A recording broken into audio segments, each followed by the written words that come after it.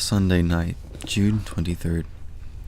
Today has been sort of a lazy day. I got up at about 8 o'clock and went downstairs and had breakfast. Aunt Mabel is a really good cook. I ate 2 waffles, 4 slices of bacon, and a pear. After breakfast, I started my journal and brought it up to date.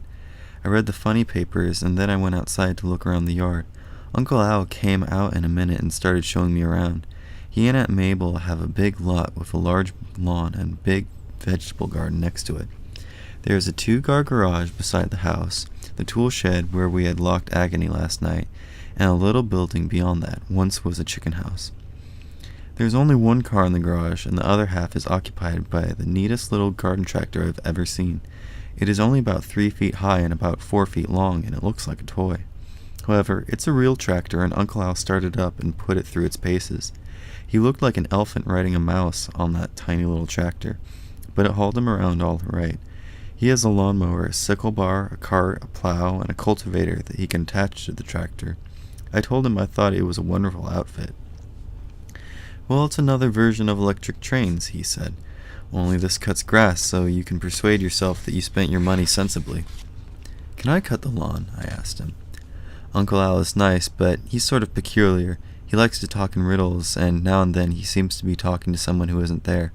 When I asked him about cutting the lawn, he acted as though talking to someone else and said, "There you are. A few years ago I had to pay $1 or $1.50 to have my lawn mowed. Now with an investment of a mere $900, this young man asked me to let him cut the lawn as a favor." He got off the tractor and said, "Come on, we'll take a walk and I'll show you the heart of downtown Grover's Corner." Grover's Corner is just as Aunt Mabel said it was. It wasn't a town at all, but 9 houses built sort of close together. There are 5 houses on the opposite side of the road and 4 on the other side where Uncle Al lives. There aren't any sidewalks, and we walked on the edge of the blacktop road. As we walked along, he told me who lived in each house, but naturally I didn't remember all of the names.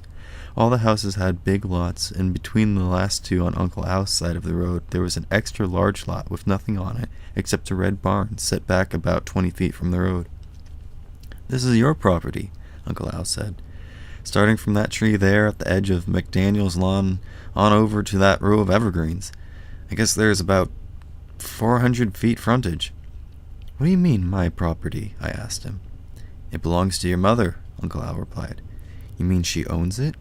"That's exactly what I mean. You see, your grandfather and grandmother, and before them your great-grandfather and grandmother, and even before them your great-great-grandfather and grandmother lived here. Everything on that side of the road was part of an old homestead. The original house sat back in the field a ways. Your grandmother and grandfather built a new house up here. It stood just to the right of that small bush there. Your mother and I grew up in that house. By the time we were kids, my folks, that's your grandparents, had sold 3 lots here on this side of the road. All the present houses were here except for that red brick one which you can see over those evergreens. That belongs to Mr. Apple. All the houses on the opposite side of the road have been here for some time too, except one. When Mabel and I got married, we bought the house that we now have. About 17 or 18 years ago, the house that was here burned to the ground.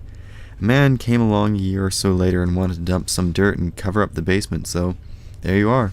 There's nothing but the land left. But that's where your mother and I grew up." "How does she happen to own it?" I asked. "Well, when your grandparents died, we sold what remained of the farm. Your mother said she liked to keep these 4 acres, and that someday she and your father might retire here. Naturally, they'd have to build a new house." We walked on into the lot, which was overgrown with weeds. Uncle Al pointed to 2 big, broad-breasted pigeons sitting on top of the barn. "Those 2 pigeons are descendants of some pigeons your mother used to have," he said. "She had some silver kings, and she had some homing pigeons. They've all been mixed up now, and they've crossed with ordinary barn pigeons, but you can still see quite a bit of the original strains that she raised. The upper part of the barn is filled with them." We walked over to the barn and went inside. "Really isn't a barn at all," Uncle Al explained, "but an old carriage house with a ground floor and a second floor with a regular stairway." I went upstairs while Uncle Al waited down below. There wasn't much up there but a bunch of pigeons, as Uncle Al had said. They were quite tame. Some of them flew out of the broken window at one end, but most of them sat where they were, looking at me. There were nests all over the place, and in some of them I could see squawks peeking over the edge. I could see that it would be no trick at all to catch all the pigeons you wanted. There wasn't much on the ground floor either, except a few barrels and boxes and some old discarded pieces of furniture. Back in one corner there was a stack of white boxes, which I wouldn't have noticed if Uncle Al hadn't pointed them out. "Beehives," he said. "Your mother used to keep bees." "My mother kept bees?" "She certainly did," Uncle Al replied. "At one time or another, your mother kept everything that flew, crawled, walked, wriggled, or swam. She had bees for quite a while, and that wooden box beside the beehives is all of her old bee equipment." I went back to take a look. Sure enough, there was a helmet with an old net hanging down from it, a pair of leather gloves that were so hard and brittle that they were like shingles, some tools, and an odd-looking contraption that looked like a fireplace bellows. "What's this?" I asked. "I think that was the smoke apparatus. When the bees got too active, she gave them a shot of smoke. I don't believe they use those anymore. There's a beekeeper over near Dutch Neck, and I happened to drop by there one day while he was working with a hive. They have canned smoke now. It comes in these aerosol cans under pressure. It's just like shaving cream."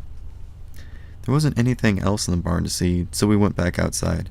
About 2 acres of the front part of the lot were clear except for 2 or 3 large trees. The back part is all timber. "You'll find raccoons, possum, and now and then a deer back in those woods," Uncle Al said. Agony had been with us from the minute we left the house. Part of the time he trotted along in my heels, and part of the time he went exploring. While we were in the barn looking around, he went sniffing through the high weeds. As we came out the door, he let out a bay that scared me half out of my wits. In fact, I didn't know what it was. "That's the beagle on the trail of something," Uncle Al said. "For a little dog, a beagle can make a bigger noise than anything I know." Agony didn't go chasing off any place, but stayed pretty much in the same spot. We went over to investigate. He was circling around and around a big box turtle. "It's a fine state of affairs," Uncle Al said. "You're supposed to chase rabbits, not turtles. I don't know how you ever got far enough from your home to get lost if that's the kind of game you chase." I picked up the turtle, which had drawn itself into its shell as tight as a bank vault. "He's a nice one," I said. "I think I'll take him home." "Could have predicted that," Uncle Al said. "Do you know what to feed him?" "Vegetables and berries mainly," I said. "Although turtles can eat certain kinds of grubs and slugs, they'll eat raw meat too." "By the time you get through training him, I expect the farmers around here will have to shut up their beef cattle at night," Uncle Al said. I think he was just kidding me. I took the turtle home and put him in the chicken yard. "You're shooting par about, I'd say," Uncle Al observed. "1 dog and 1 turtle, and you haven't even been here 24 hours yet. By the way, we've got to do something about this dog." "Why?" I asked, looking at Agony, who was busy investigating a big spider on the side of the chicken house. "Well, he obviously belongs to someone. He looks well-fed and he's wearing a collar. Seems improbable, but someone may be quite fond of him and be worrying about him. I know you'd like to keep him, but we ought to at least make some effort to return him to his real owner." I could see what Uncle Al meant. Somebody else might like Agony just as much as I did, although I doubted it. "What do you think we should do?" I asked. "Guess the best thing to do is put up an advertisement in the paper. If his owner is worried about him, he'll probably be watching the lost and found section." "Beagles are valuable dogs," I said. "Someone who doesn't own him at all might claim him." "That is a risk we'll have to run," Uncle Al said.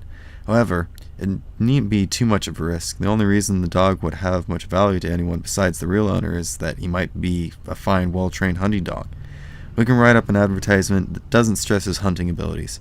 I doubt if we need to bend the truth much. If the true owner wants him back, he'll investigate regardless of what we say." "I'll write the advertisement," I said, as we went into the house. "All right, you do that, and I'll write up a note to the paper telling them to charge it to me," Uncle Al said. "Here's an old copy of the paper. You'll find some advertisements that you can use for models." I took the paper up to my room and read a dozen or so of the classified advertisements. Some of the found ones said that the owner of the property could have it back by paying for the cost of the advertisement. That seems reasonable to me.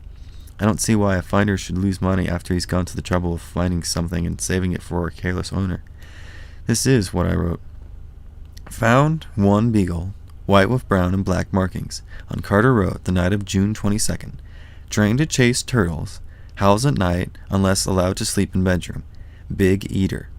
Owner can have by identifying and paying for this ad plus whatever dog food he has eaten. Princeton 36122." Seemed a fairly accurate description. I went downstairs to show it to Uncle Al, but he wasn't around. An envelope was on his desk, addressed to the Princeton Bugle, and his note was inside. I folded my advertisement and stuck it in the envelope, too, and sealed it. After lunch, Uncle Al suggested we go for a ride. He wanted to show me something of the Princeton area. "You've done a lot of traveling," he said, as we drove along. "Probably a lot more than Mabel and I will ever do.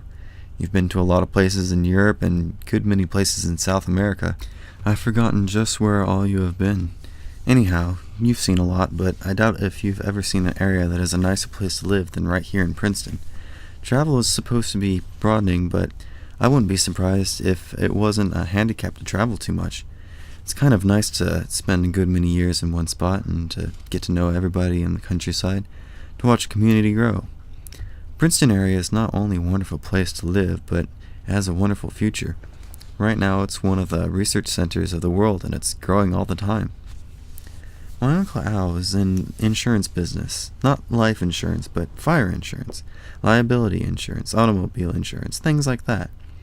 Naturally, he gets around a lot and knows a lot about businesses in and around Princeton.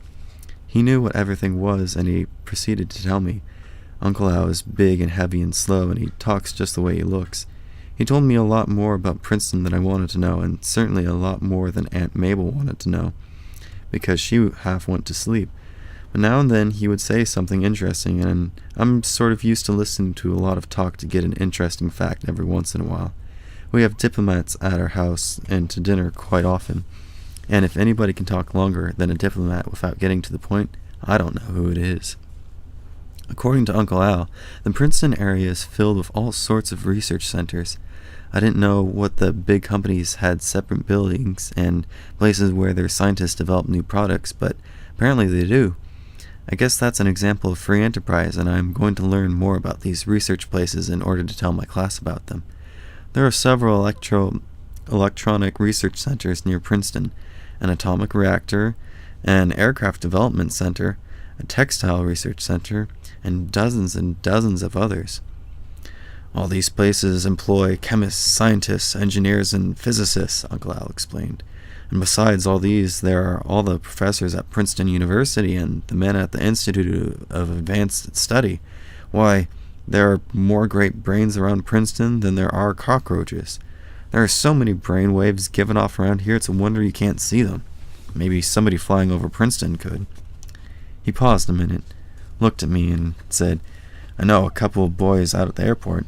I think I'll have to ask them someday." Although Uncle Al is my mother's brother, he resembles my father more than he does my mother. My father makes remarks like that. You're not quite certain what he means. Even my mother is confused now and then by the things that my father says. Often she'll stop and look at him and say, "Just what do you mean by that, Franklin?" Then Dad will chuckle just the way Uncle Al does. Mother says that Dad talks in riddles a lot of times, but Dad says that there's a corner missing from her block of humor. That isn't so at all. I think Mother has a good sense of humor, and mine is just like hers. Anyhow, it appears that all sorts of research centers have located around Princeton, partly to be near the university and partly to be near each other, I guess. Uncle Al said maybe it's because they want to pick each other's brains, but again, I don't know whether he was serious or not. I could understand the reason for most of the research places, but one sort of puzzled me. That was what Uncle Al said is called a public opinion research. It seems that a lot of people go around and ask a lot of other people questions on almost any subject. Then they write down the answers and publish the results. It seemed sort of silly to me, and I said so. "Haven't you ever heard of the Gallup poll?" Uncle Al asked. "Yes," I replied. "They predict elections and things like that." "Well, there are dozens of other polls like it, and they all operate year-round. They're liable to ask what your opinion is on anything from the atom bomb to the weather." "Well, when they go out and ask these questions, do they ask experts?" I asked. "No, just the man on the street," Uncle Al answered. "But he might not know what he's talking about." "He probably doesn't." "Well, I don't see the sense in that," I objected. "Why go ask a lot of people that don't know more about a subject than anybody else? Who cares what their opinion is? Isn't your own just as good?" "You know, I never thought about it in that way before," Uncle Al said. "But you've got a point. Getting the opinion of 100,000 ignoramus people isn't half as important as finding out what one intelligent man thinks." Uncle Al said that there were several independent firms that did research on order. In other words, if you were a big company and didn't have a research center of your own, you could take your problem to them, and they would solve it for you. The more we talked, the more it seemed to me that this research business could be almost anything. If you could build up a big organization just by asking questions, why, there was nothing to it. My father's always claimed that I asked more questions than 10 people that he ever knew. While we were still riding around looking out the countryside, I decided that research was a field for me.